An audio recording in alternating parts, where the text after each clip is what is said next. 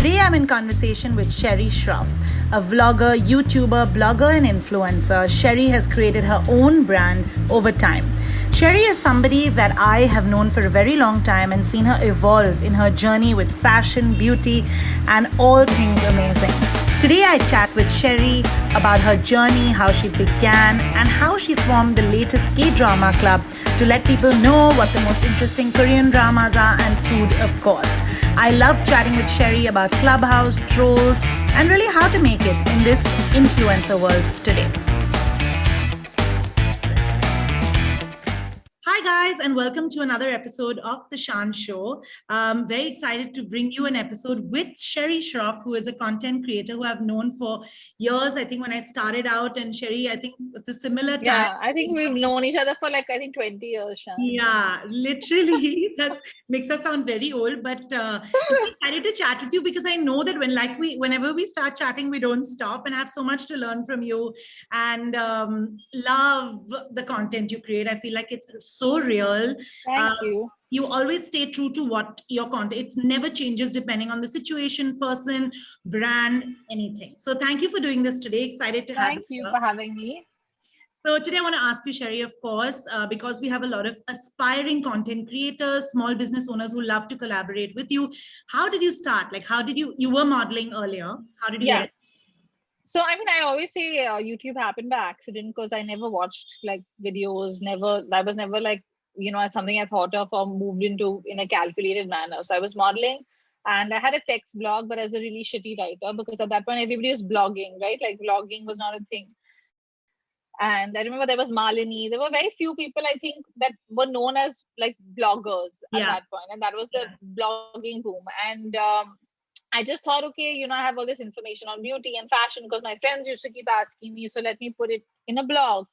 But I was a shitty writer, terrible at spellings. And it took me like a day to do one blog post. And it was always exhausting because I'd be like, so, before posting it, I'd be like 100 checks and be like, okay, is this correct? And it didn't feel like me, but it was just like, okay, I've shared the information. And I was still modeling at the time. And then I had this network approach me that does video, owns video channels on YouTube and creates content for America.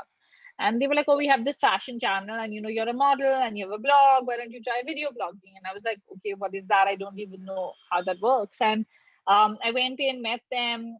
We did like a test, kind of like an audition that you do as a model. And I was like, oh, I could totally do this where I'm just talking about beauty and fashion and I'm just on camera because that's what you do as a model as well. And with them, I worked on a salary. So it was kind of like a set number of videos. I'd go in once a week and just shoot 7-8 videos in a day and be done. So it's kind of like a catalog job that you do, where you just go and do a bunch of stuff and that's it. Yeah. So initially I was treating it like a job without really looking at it as content creation. And then obviously I got more invested and started reading the comments, watching other creators to see how this works and, all of that. And I started feeling like more and more invested. Like I'd sit with the editors to edit the videos like with my flair and not just them doing stuff. Even though I wasn't getting paid for it, I'd be like, no, but I want to do this now. And I think very quickly within 3-4 months I realized that this is something I really like and I enjoy the whole platform and the medium. So at that point, again, there were very few independent creators in the country, like less than 10, I would say. And I was at one of these YouTube partnerships they had with Be Beautiful then. Like they had called all the people that do beauty and fashion to attend this event. And that's when I met people from YouTube and they were like, why don't you do your own channel? This will never be your own channel and stuff. And I was like, oh, really? Because you obviously think it's yours because you're working on it, right? And in the 7 months or 6 months that I've been with the channel, we really grew rapidly. So I kept thinking, oh, this is mine. And then I was like, it's really not mine because one day, it could just all go away. And so I thought, let me do my own thing. And also, I think this shooting in a studio just seemed very clinical after a point because I wanted to do content like this where I'm sitting in bed or just being real. And I saw a lot of American creators and I was like, wow, they vlog, they wake up in the morning and they're like, hi. And I want to do that. I don't want to be like this put together person in a studio being, always perfect. Yeah. It's on me. And that felt more like some model Sherry and, this felt more like me. So I was like, I spoke to the CEO and I said, I really want to do this. And they were like, okay, if you want to do your own channel, do it at home, and then we'll do this as studio. And we took a break for a couple of months because we had a big backlog of content because we shoot like 7 videos in a day. So there was obviously so much that I was like, let's finish that and then, regroup. And during that break, I had gone to Jaipur for a wedding. I was alone in a hotel room and I had my laptop exactly like this, with just my webcam. And I was like, okay, why don't I try shooting a video and editing it on my own? Because if I want to do this, I'm going to have to do that. There's no editors and there's no videographers and all of that. Because at the network, obviously, it was a whole setup and I just had to come and do my bit. So I shot it with my webcam and edited it on iMovie, which is still on my channel. And that was the first video. When I did that, I was like, okay, I can totally do this. And then I started this channel, and then they were like, no, we don't want you to do two. We want you to just do ads. And I was like, now it's done. I started it, so I'm not going to back down. So I left them and continued on my own. And yeah, that's where I've been for the last decade. Have you edited every video yourself? So I used to until a couple of years ago. Then I got an editor on board to do some stuff that I can't do myself because I'm self-taught, so I'm very limited with like my fashion background really wants me to do like fun lookbooks and all of that. But those kind of transitions I can't do on iMovie. Like you need professional software, and I never really progressed to that. Because there was this shoot, edit, upload, like you're working constantly. So I never thought of how to better myself in terms of better software. I just went into how can I be a better editor, with cutting stuff. So all my vlogs are still edited by me completely because I just feel like it's a story you're telling, right? And there's no one with you that day when you're vlogging, so you know how to tell it. But like a lot of the other stuff, I have my editor edit because I just feel like it's cooler and like he does a better job than me. So okay, so tell me, vlogging is so different. When you I know when I started out with Spicy Sangria, I thought, okay, I could, like you said, write, and I'm not a writer. I cannot write. So I was saw myself literally copy pasting things, and I was like, what is this worth? I'm copy pasting a press release. This makes no sense. Yeah. But tell me, in terms of vlogging, you actually have a connect. Now, I do so many videos also for networking now, and I realize that you actually have a connect with your audience. So what's that like with people messaging you? Do you feel like you've built a strong relationship with them, like an equation where you actually know what content they want coming up? So I think the relationship angle for sure. Content is kind of hard to predict in today's world because I feel like there's so much content that's really difficult to tell what people like and don't anymore. But definitely a strong bond because there's so many people that message me saying they grew up with me because they were in like college when they started watching, and now obviously they've got jobs and things like that. And there are a lot of subscribers that I've interacted with at meet and greets, or they've won contests and things like that, and I'm still in touch with them even all these years later. So it's really special to kind of share that bond, I think, because you also feel like you've seen that person grow along with you. And yeah, I think with video it's very different. I think it becomes very community driven, as opposed to today's whole short form content of virality and whatever. I feel like YouTube, your numbers may be smaller, but it's really tight as the person knowing you, because that relationship is very strong. It's not just, a person putting out content and nothing back and forth. There's that the comments, there is that relationship of people knowing your family, knowing your dog, knowing everything that goes into your life, and it becomes very personal. Yeah, correct.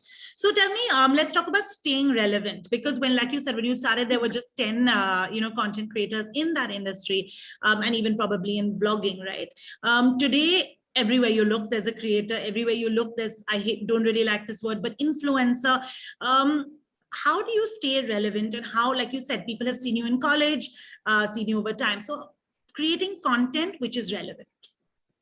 I think for me, it's always like being relevant and being genuine go hand in hand. I think if you're not authentic, if you're not your real self, whatever that might be, it's not going to work and people won't connect with you because there's going to be that gap. So I think for me, that I realized much earlier on, where I used to do like, I used to get ready and be like, straighten my hair for a video and things like that, where then I completely stopped doing any of that. And I was like, I don't personally enjoy this. So why should I be dressing up to do a video when I can just wear lip balm and sit and chat with people and they're okay with it and I'm okay with it. What's the need? And that kind of, I think, when I realized that that is something that's making me feel comfortable and other people feel comfortable, that genuineness or that realness, or even with like brand deals, of course initially we would all do them and there was no declaration of what you're doing and all of that. Then over the last couple of years I've been very vocal about how I like to be transparent with my audience, and I don't feel it's right. And of course, in the past we didn't know better on things like that, but now we do, and now we do know that this is a full-fledged industry, and everybody needs to do that. So I think all of those things, like I say, my content is a reflection of who I am at any point in time, and it grows with me. So like a lot of people say I've stayed the same, over the last 10 You years. have. And I say that probably because I was an adult when I started this, right? So I guess a lot of creators start really young and they don't really know themselves at like 17 or 18 or whatever. And then you go into being older and then people are like, oh, you've changed, or oh, Um, so for me, I was already someone who had worked. I started modeling at 16. I had done that whole thing. I had worked, I had traveled, I had formed my opinions. Like, so I think I like, in the sense I'm the same person, but obviously I've evolved as a human being, and changed my like certain choices, which I think people share, where they're like, oh, I like that you talk about this. So I think that has really helped in terms of, I think, to be relevant, you need to be you, because first and foremost, if people don't really know who you are, and you're just trying to do trending stuff all the time, it's not going to work, because like, everybody is not built for trends, and also trends are going to keep changing. So how are you going to keep changing if you're in this for the long haul? Like I see creators now, like, who've been doing this for a year or two, already saying, oh, I feel burnt out, and I'm like, you've just started. Like, Yeah. it's like, um whereas or people ask me saying, how do you get new ideas when you've already done so many videos? And I'm like, it's just everyday stuff. Like, it's literally stuff that I see and think, and I'm like, oh, I should do a video about this. It doesn't have to be viral, and it doesn't have to be in my genre. It could be whatever, but it's just something I want to share. So I think that for me is how I've stayed relevant, by not thinking of everything from a point of virality, because nothing I've ever done has gone viral. So I think that that is like where I'm like, beauty and fashion is not going to go viral in my head, where I'm like, do what you want to Yeah. do what you believe in. um and yeah, I mean, I've never been like focused on numbers or virality or whatever. For me, it's always been about that connect and that relationship and that bond that I built, and Yeah. not to ruin that by just doing something that's not me. Correct. And I think what I get from that, what you just said, is keeping it real. You've always been you. I mean, I know you, so I know that it's not been somebody else on Yeah. Instagram and somebody else in person, and Except for I don't greet people by saying hi guys every time I see them. yeah, that's like your Which signature. which a lot of people, they're like, oh, you seem much calmer when we meet you in person. I'm like, yes. I mean, Yeah, I mean, that it's going to be your greeting.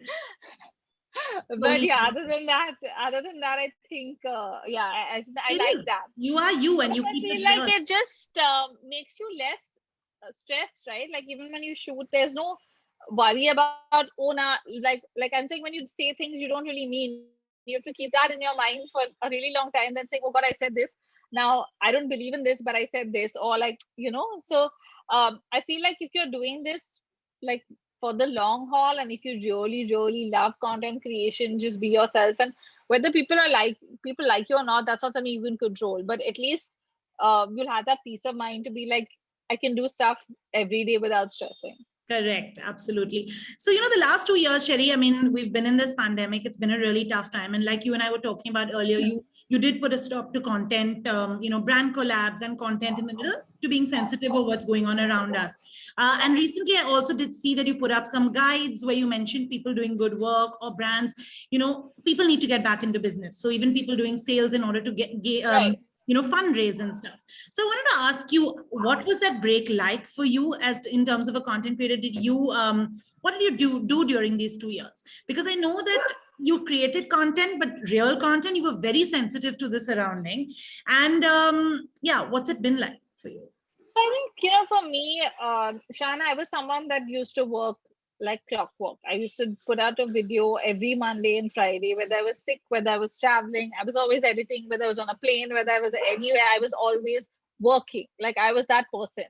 And I think the first break I ever took since I started content creation was the week of my wedding. That was it. Where also I was like, okay, it's becoming too overwhelming, guys. I've got a zillion things and I can't create content. I'm sorry. That was the first break I ever took.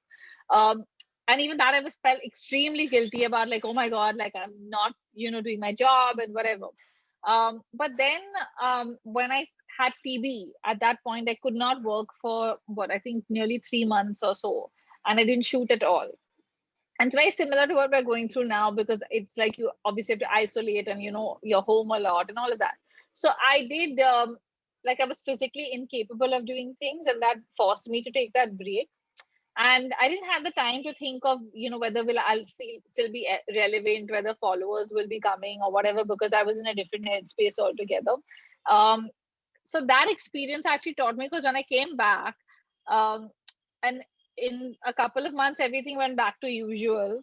I was like, nothing really changed, like the world didn't forget me, or it wasn't like I had to, like, you know be like, oh god, I'm dying, but I'm still going to post content just to be Yeah. like here. Yeah. Like I could take that break. My audience was very supportive, and most people stuck around despite there being no content, or and things like that. And I think that experience taught me that it's okay to take breaks in the first place, which Yeah. was something I was very against, and be like, oh no, no, no, I have to keep working. And since then, I started taking regular breaks if I felt like my mind is not in this, or I've got other things going on that I want to focus on, or whatever. And I realized that that's really important for every person to do, or a creator to do, because we never switch off. Like when you're working, like you're traveling, you're working, because you're vlogging, you're doing, Yeah. like there's never a break. Like you're It's always, like putting pressure on yourself all the time. yeah, you're Yeah. never on leave. So I think initially when the pandemic hit last year, I was very productive. I did a lot of because I'm used to shooting alone and editing a lot of content and all. So it's not an issue for me to work from home, right? Because anyways, this is my space and this is where I shoot most of my content. So I was still in that very productive phase of doing content, and doing content that's relevant to the time, because that, as I said, is very important to me. Where I'm like, okay, this should make sense to people and not just be, a random video, which we Right. don't know when anyone's ever going to use that information. Um, and that was fine, pretty much, I think, through the year. And then I think the second wave hit, and when it hit, I just really felt like we started doing a lot of the amplifications for plasma and oxygen and all that. And I had shot 2 videos that were ready to go that week, the first week of the second wave and the lockdown. And as I was sharing these stories, or people were reaching out in my DMs, I just felt like it didn't feel like correct to me to post that content where I'm having these conversations with people about these things that are going to save somebody's life or not. And that's how it kind of started, where I was like, okay, I don't want to post it now. It doesn't seem sensitive. And I thought it'd be a week or 10 days. But I think amplification went on for a whole month.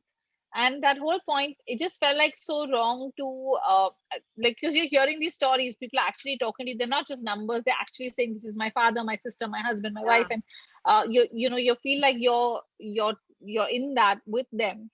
So I thought, what else can I do? Which is when I started the small businesses guides, because I just thought that, okay, there are a bunch of small businesses doing really good work, and a lot of them are my friends. And that's how I heard of the first few um, initiatives, like, Yeah. AA Living and Olio, and like, because they were sending me messages of what they were doing as brands.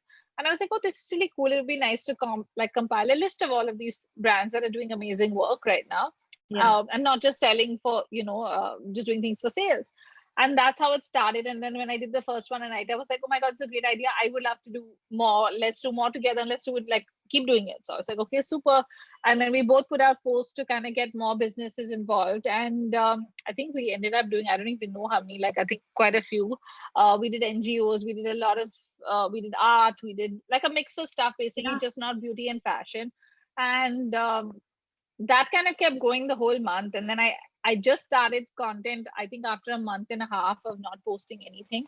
because it just didn't feel right. And I feel like Yeah. it's okay for people to take that step, and also it's okay if you feel like creating like your like for me it was like, I love watching like stuff on OST platforms or shows. That's my downtime. Yeah, So me I too. think there's already so much content out there, right? Like my content is not changing like Yeah, correct. someone's life. If it's not there for a month, it's okay. And that's where I thought it's okay, Sherry, to just take this time, do things that actually help people, Yeah. and take a step back and produce content when you feel like you're in the right headspace. Because I'm like, even not just about physically incapable of doing it, but you just don't feel like I'm like, if you don't feel right doing something, why would you do it? Correct. And Absolutely. that was the first time I actually felt that way. Not from a perspective of just taking a break where you're like, oh, I'm tired and I want a break, but from a perspective of it didn't feel okay to post content, no matter how sensitive it was, that even if it were just things about my daily life and things like that, I just still didn't feel like posting at that point. And I was like, it's fine to just take that break and focus on stuff, which is what I felt like a lot of small businesses also used to say the same thing, that they were really struggling with, because they're like, we don't want to post, but we don't really have a choice as a business, and it's a really difficult time. Which Yeah. is why I kind of thought this is a nice way to kind of highlight some of the businesses that are doing amazing work and using their platform the right way. Yeah, and so many of them did not stop giving salaries, even though they were not earning anything in that period. Yeah, I'm sure they had people who were unwell in their workspace or in their own family. So I think that it was like your way of giving back, using your platform to actually aid those sales. yeah. Because I know Olio, they raised a huge amount and they've helped so many people out there. So kudos to you. I want to ask you about another topic which I've always been confused about, but it's barter. When brands approach you and the first thing they say is, I would like to collab. And when I hear that, I'm just like, here's my rate card. But I want to understand from you, because you must be getting a lot of Yeah. like this. And why is it that people associate a content creator, as a collaboration or a barter? Do they not think that that content creators have bills to pay? And how does one, like, if it's a small business, since that's my audience, how should they approach influencers, content creators, if they don't have the budgets? Okay. So we did a really interesting room on Clubhouse about this as well, about like small businesses and how to work with creators when you don't have a budget and stuff like that.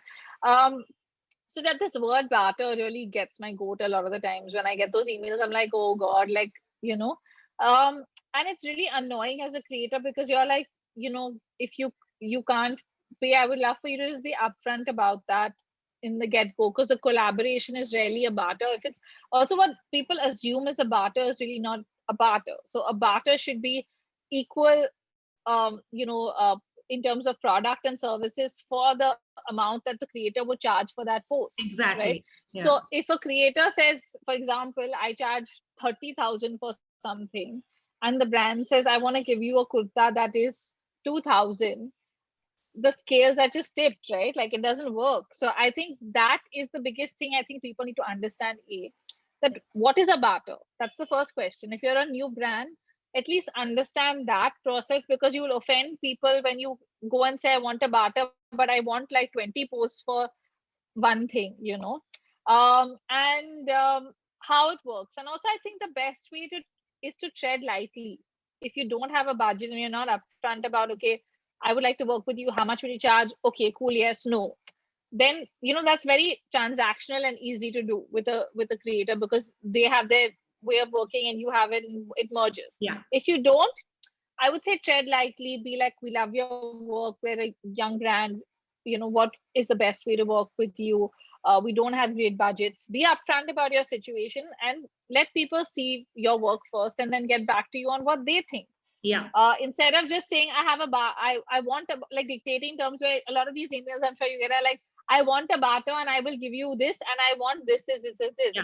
Yeah. which is almost like a demand. It's not even like, and I'm like, hey, that's not a barter, because this doesn't equal to what I Not charge. equal. Yeah. And we maybe ask me my thoughts first of what I think also, like a collaboration, there needs to be synergy for a collaboration, and not just like, oh, do this.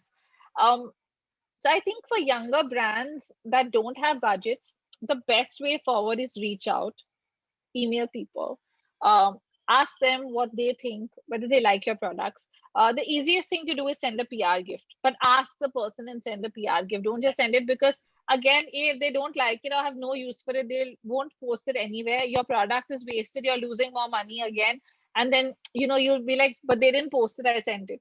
It doesn't work like everything that's sent gets posted. Also, don't ask for posts. Like, especially if you're sending a gift, it should just be no strings attached, and if that person wears it and tags you, good luck to you. If they don't, they don't. Like you have to expect that, if you're Absolutely just agree with sending it this out point. there. Yeah.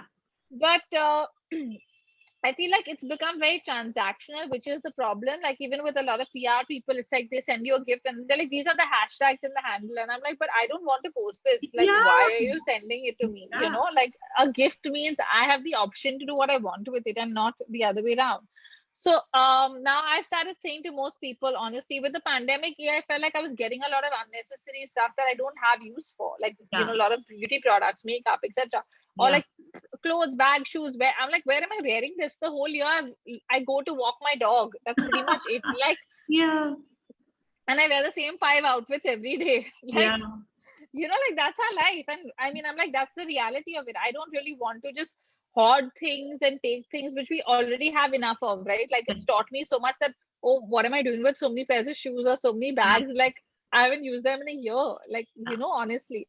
So I think where now I'm like, with a lot of people, I just respond saying I don't really need anything right now, and I'd love to, if you can connect with me when things are better, or if I do need something, I'll order it. Like, because it's unnecessary just to Correct. take stuff, and then they are losing out, where they are like, oh, the person didn't do a post or did a post. Or also, the likelihood of me posting something right now is bleak, because I'm not wearing anything or doing anything. So where will you see that? So I think, be mindful, be respectful of even the creator when you approach them. Don't just make everything a transaction as to, this is what I charge, or or I can't afford you, you're too expensive, this is what I can give. Like, start the conversation with who you are, what your brand stands for, what you want to build, like that. Of course, like, I've worked with Process. many smaller brands um that have never paid me, but I just love their stuff, and people see it on my profile because I love it, and be like, oh, you promote this person so much. I'm like, because I genuinely love them.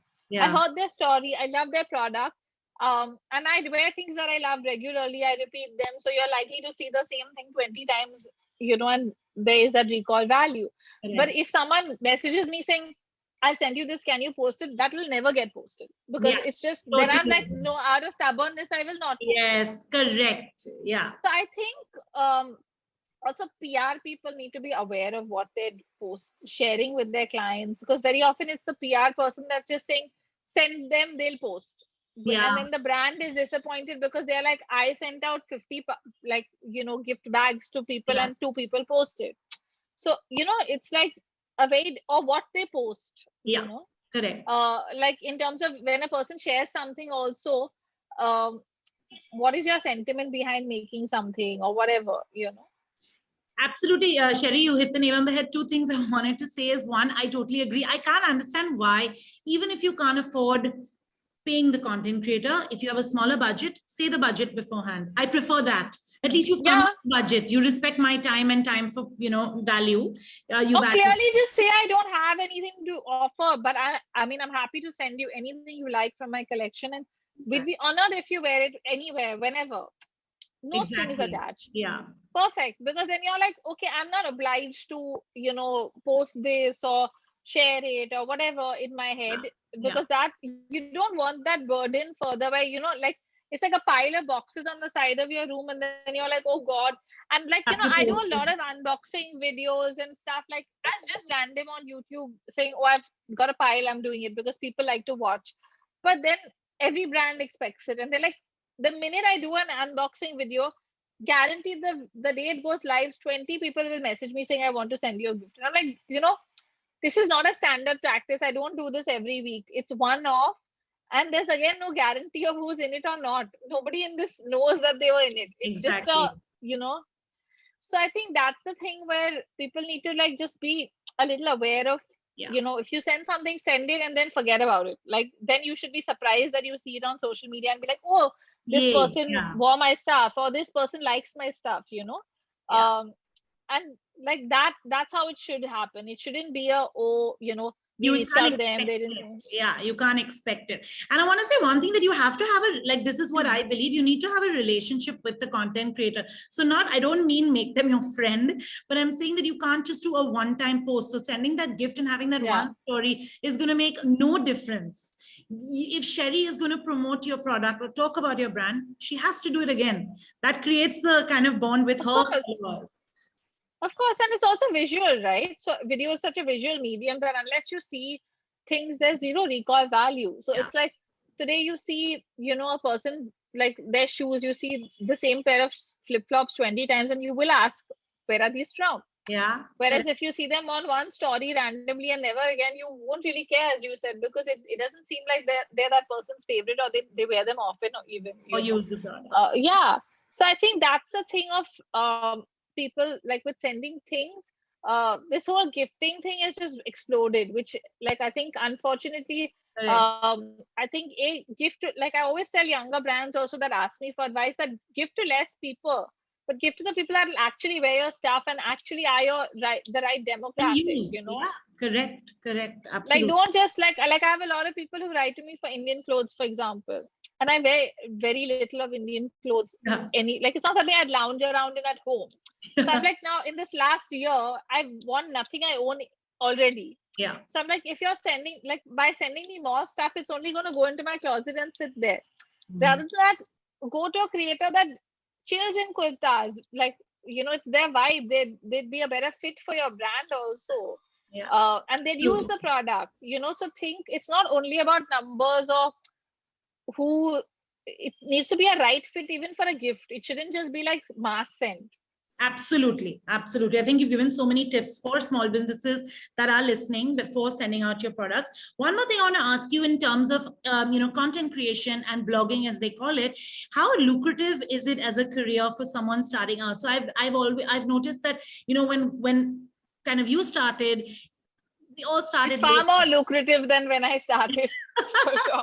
But like, you started late. I'm saying today I see 14, 15-year-olds just blowing up with, followers and likes. I mean, how legit is that, number one? And number two, do you think that it's something they should actually include as a curriculum in some creative course?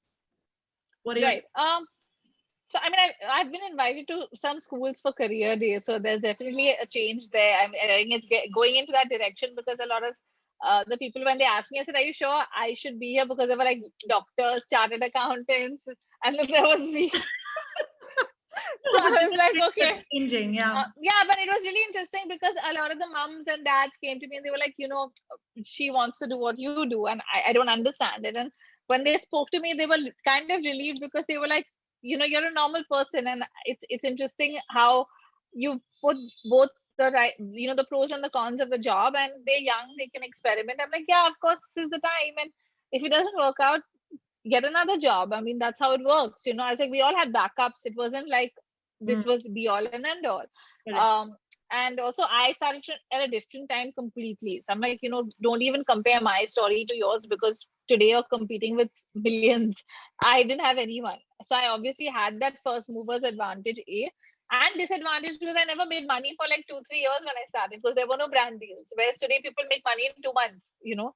Like, people start and they're like already like, but how do I get brand deals? I'm like, you just started, like, you know, like, take it easy. Yeah. Create some content, build that audience first. So I think that is a big factor. I think for anyone that wants to get into content creation, focused on not just numbers, but creating the content first. And obviously brand deals will happen, right? And there's a lot of money in this industry. I mean, over the last, I think I'd say 3-4 years, it's completely boomed. Over the last year, it's insanely boomed, because there's been no real other advertising, right? And this is the best way to advertise your product, because it seems real, it seems like genuine, and obviously it's easy for people to understand, because they're like, oh, this person sitting at me at like home like me, and they're recommending this, so obviously, you know, it's good. But then again, you have this whole sellout culture, and then the bad rep of influencers, as you like the word is almost an abuse today. Yeah, real. Where it's like, okay, I can't believe anything that comes out of their mouth, or it's all just paid, or it's all for money. So I think it's a very fine line which everybody needs to figure out their own threshold of what they stand for as a brand, and how they're going to kind of navigate this paid and organic angle, because there's going to be a lot more paid stuff now. You have to choose to do less. That's the only way you are going to be a creator that your audience trusts. Absolutely. So it's natural to change your cream after 6 months, right? Like for someone to say, I just discovered this, I've used this, you guys know I've been using that for 6 months. Yeah. Cool. But now if I'm this week saying this is great, next week saying this is great, my audience thoughts like, what do I buy, man? Yeah, like, exactly. like how many creams does a person really need? Yeah. I mean, we're not all Song Joong Ki who had like 20 moisturizers in his bag, apparently. And I was like, like it's something you've got to like think of as a creator. Where is that line that I'm crossing that line? And that's different for each person. So there's no real, boxes to tick to say this is ideal or not. Correct. Also depends on the kind of content you create. So how you integrate it. So like if you're doing comedy, how well can you integrate products into comedy? If you're not great with that, it's going to stand out and your audience is going to get angry because they're there for entertainment. Whereas if you're doing lifestyle, it's much easier because people are there for reviews or content that talks about, products and things like that. So it depends, I think, from space to space, person to person. But as long as your collaborations are genuine and authentic, like if the brand matches you and you match the brand, I think it will work. Like people will understand where you're coming from. So yeah, there's a lot of money to be made. I'd say today people can make anywhere between, I'd say probably starts at maybe 5,000 for like newer, really smaller people, like smaller accounts, going up to a few lakhs, 10 lakhs, 20 lakhs. I've heard even that for people. So it is lucrative. So it is very lucrative. I mean, and this is for a post. This is not even like I'm saying like, something mega. So I think totally depends. It's a combination of numbers and who the person is in terms of what their connect is with their audience, what they do, all of that. But yeah, overall, I would say definitely there's a lot of money to be made, but you have to kind of stop yourself from making that money if you want to do this long term, because you obviously don't want to be a sellout. You're not a newspaper that just has ads. You're someone that creates content. So the ratio of your organic to paid always needs to be more, which is what I'm not seeing nowadays with people. It's gone more paid, less organic. So I think that balance, when it tilts, is when things don't really start working. Yeah, and thanks for being so honest with that answer, because that's a very candid answer, right? If you are planning to do this, yes, it's lucrative, but don't be a sellout. I think that's important. So now let's talk about your K-drama obsession, because you did mention it in the last answer, and I was just coming to that. One, you've created a fabulous community around your K-drama obsession and everyone's. And secondly, I've added so many of my mom's friends to it. I couldn't. Oh, yeah? Yeah, I couldn't believe how many of them love K-dramas. I was like, please be part of this group and don't ask me what to watch. Sherry has all the answers. How did that start, and how have you started this lovely community? So, I mean, honestly, it started, I think, again, K-drama pandemic had a huge connection. I think for most of us, because we were home, wanted to watch something new, because we've obviously been watching a lot of the same stuff. And I think after finishing Crash Landing on You and a couple of K-dramas, I just felt like I didn't have anyone to talk about this with, because my closest friend that introduced me to Crash Landing on You stopped after that. And then there was no, like, she didn't go. Nandan, you remember when we did the review video? She's now watched one more K-drama a year later, one more. She's like, I have kids and all, I can't do this, because my whole life then goes for a toss. Like from a perspective of saving herself, not from a perspective of not liking it. So I had no one to like share that. Oh my God, like this, like how we talk now. Like, you know what I mean? Like when I post something, you will comment. Like it's just a thing of now like I know these are the 7-8 people I personally know who are into K-drama, and I'll be like, you'll like this, you'll like that. You know what I mean? And at that point, I had no one, because obviously it wasn't like far and wide. It was just in my inner circle that I was discussing this, and they were all like, bust now, yeah, like enough. And every time I post, I realize like my stories and things like that, my DMs would be full of people having conversations with me. And that's how I found like people like you, or everyone who's like, oh, you're watching, you're also watching, oh, you're also into it, and whatever. Yeah, And yeah, I was like, there's this whole space of people that like want to talk about it, but there's no real place to talk about it because it's like just all over the place, right? And like when you post on Instagram and stuff, it's your whole audience. It's not a specific group specific. that Yeah. only likes K-drama. So I was like, I really want to do something specific. And I was thinking of how to do it. And like, first I thought maybe I'll start a different Insta profile or, all of that. And then I spoke to someone that works at Facebook and Instagram to ask her what would be the best way to do this.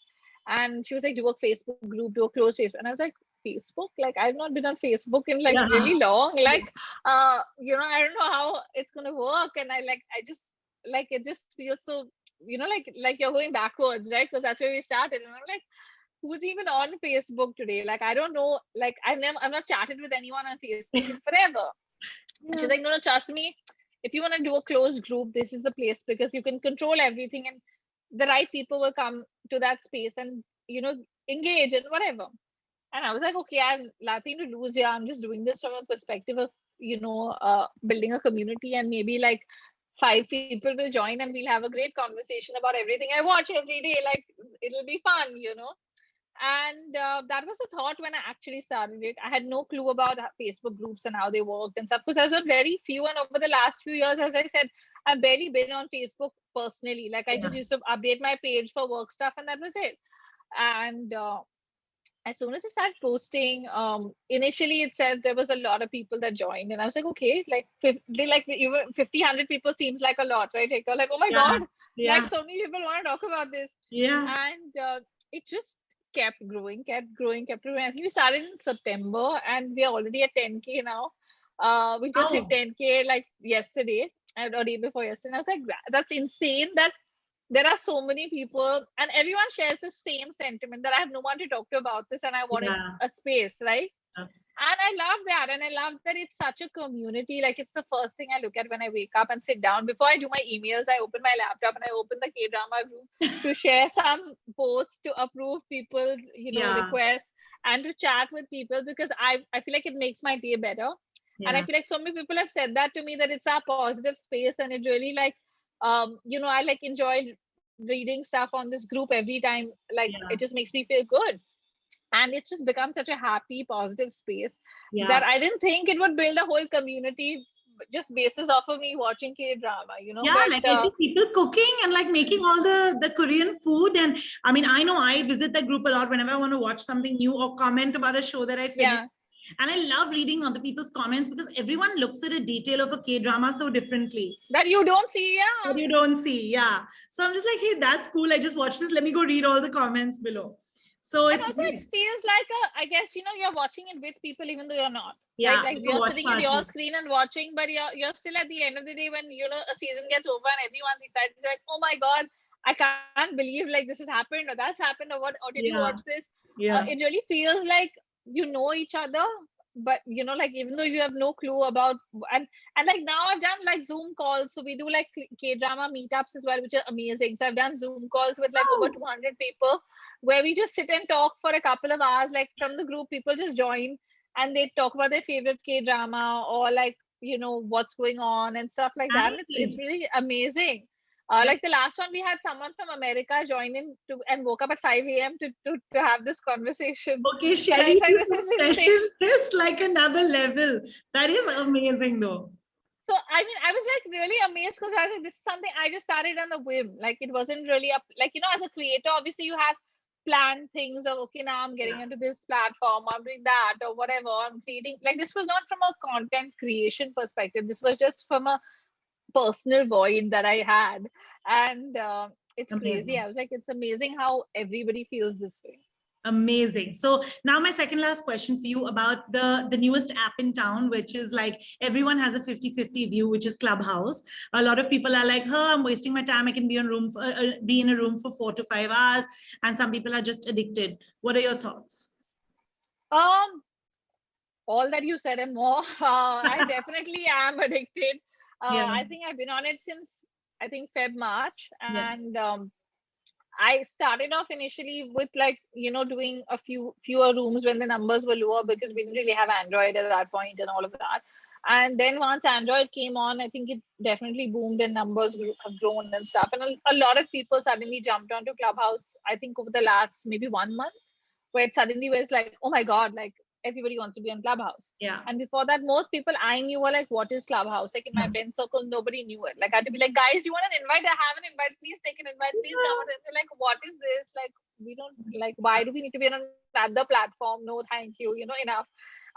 But I said, no, it's really fun. There are these conversations and then I realized that there's something on it for everyone, right? Like as I said, we've done like conversations on small businesses. We've done conversations on hate content creators get. We've done conversations about, like, there's a conversation about everything on Clubhouse, which is great.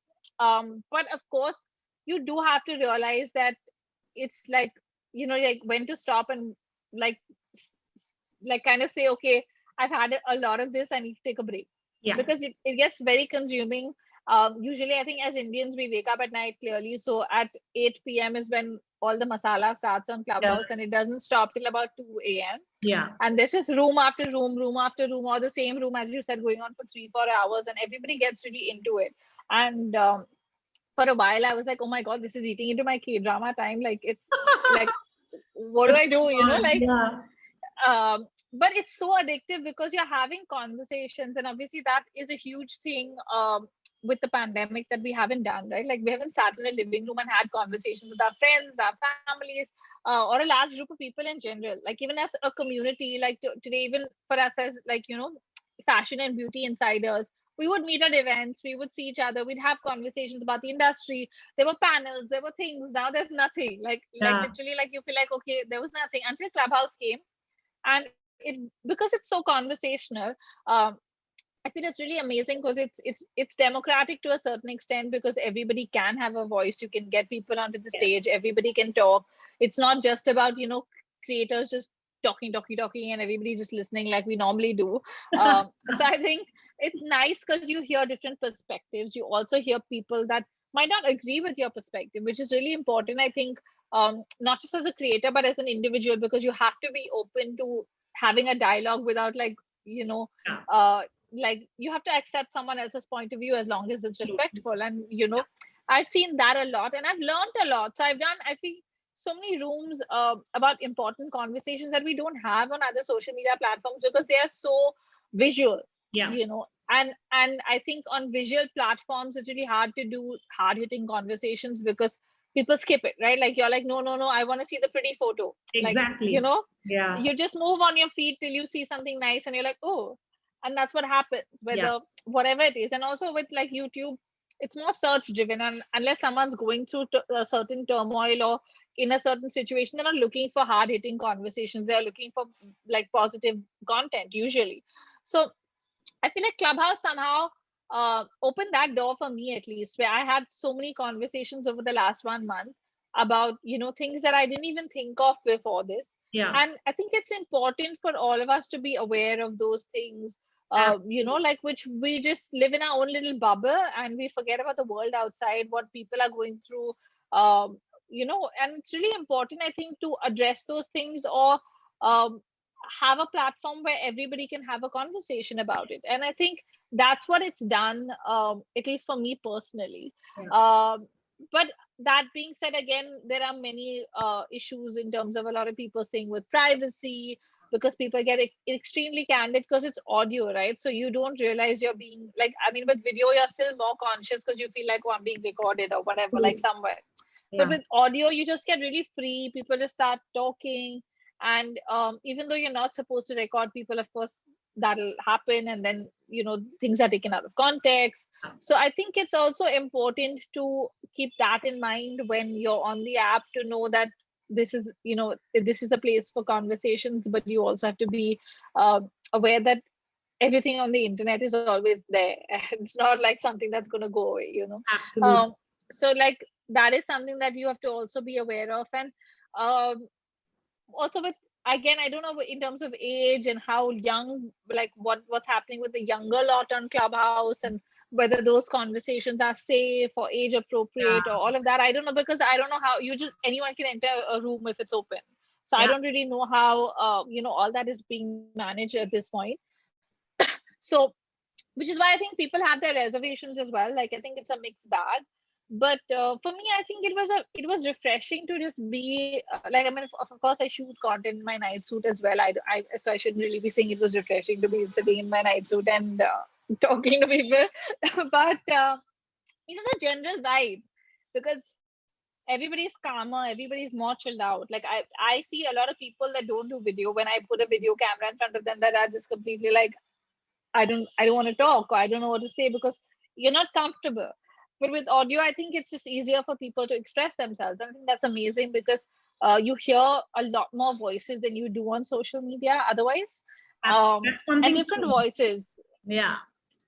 You've said the right thing, because that's one thing for me. I feel like so many newer people that I'm getting to hear that otherwise I'm not seeing on social media. Yeah. And I've seen on my Instagram, because the algo would have never allowed it, right? Because they're not in my regular frame of thought of the things I like. So I think that is really interesting. But of course, that is going to change with numbers. And again, like a lot of people had issues with influencers on Clubhouse and how everybody is kind of taking over the app, because obviously if 5 people with big numbers do a room, the room is going to explode, and then everybody's in that room, right? So, I mean, then that kills the whole democratic process angle, because obviously then a person who's just started a room and has 50 people can't compete with a room that has 8,000 people. Absolutely. I mean, in that sense, and that conversation may be more important than what this is, but it's lost.